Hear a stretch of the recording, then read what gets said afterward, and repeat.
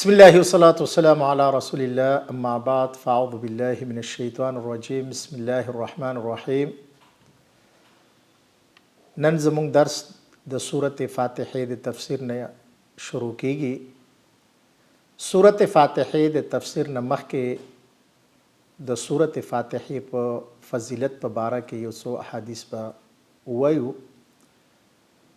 سورة فاتحه دا هغه سورت ته چې الله تعالی د خپل کتاب د پاره منتخب کړی دی او الله تعالی د خپل کتاب په شروع کې دا سورت را خېده راوړی دی.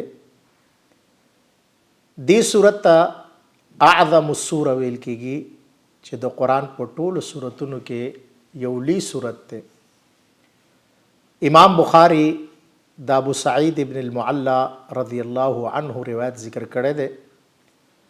هغه وایي چې رسول صلی الله علیه وسلم هغه ته یو ورځ وویل لأعلمنک سورة هي اعظم السورة في القرآن قبل ان تخرج من المسجد، چې زه به تا ته د جومات د وتلو نه مخکې یو داسې صورت ښیم چې هغه صورت یو عظیم صورت دی، یو ډیر لوی صورت دی.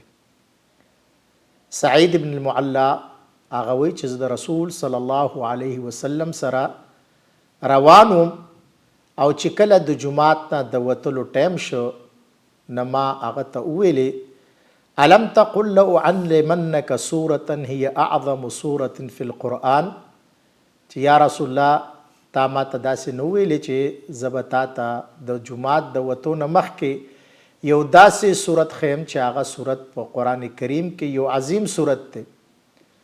نو رسول صلی الله علیه وسلم ورته وی چې ته دا صورت وایا الحمد لله رب العالمین هي السبع المثانی، چې دا صورت هغه عظیم صورت هغه کم یو دی الحمد لله رب العالمین او دیتا السبع المثانی هم وی. دا د سورة فاتحه د نومونو نه یو نوم دی چې هغه وروسته ان شاء الله موږ د سورة فاتحه په نومونو کې په هغې باندې خبرې کوو. بل حدیث امام مسلم اور امام نسائی رحمهم الله د ابن عباس رضی الله عنه نه روایت کوي.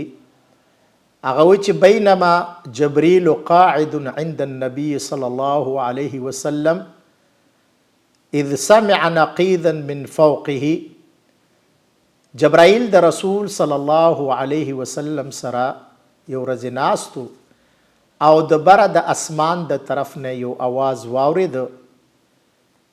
دغه आवाज چې کله دی واورید نو رسول صلی الله علیه وسلم خپل سر جګ کو او جبرائیل ورته دا وی چې دا د आवाज چې د کوم ځای نه راغی دا ملائک دی، چې یو ملائک د الله تعالی د اسمان نه راکوشو او هغه دروازه د اسمان کولاو شو چې هغه تر اوسه پورې نه وکولاو شي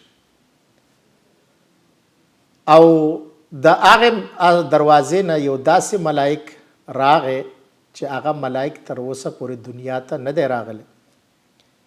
نه هغه ملائک چې کله راغی نو رسول صلی الله علیه وسلم باندې هغه سلام وکړو او ورته وی ابشر بنورین اوتیتهما لم یؤتهما نبی قبلک، چې محمد صلی الله علیه وسلم تا ته زه د دو څیزونو زیری در کوم چې هغه صرف تا ته درکړی شوي دي، ستا نه مخکې کوم بل نبي ته هغه نه دي ورکړی شوي.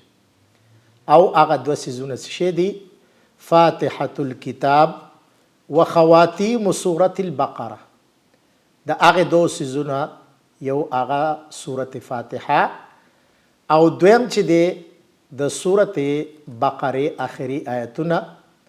د دې فضیلت ان شاء الله چې کله موږ د دغه ځای تفسیر ته د الله په حکم سره ورسېدو بیا به د هغې فضیلت هلته بیانو، ځکه اوس زموږ صرف موضوع چې دی هغه د سورة فاتحه فضیلت دی.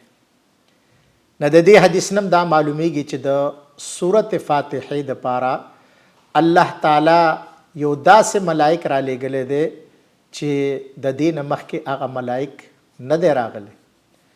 د سورت فاتحې دپاره الله تعالی یو داسې دروازه کولاوه کړې ده چې د دې نه مخکې هغه دروازه د اسمان نه ده کولاوه شوې. نو د دې نه د سورت فاتحې فضیلت معلومیږي. الله تعالی دې موږ ته د سورت فاتحې په مقاصدو باندې د پوهې کولو او په هغې باندې عمل کولو توفیق راکړي. وصلی الله علی نبینا محمد وعلى آله وصحبه اجمعین.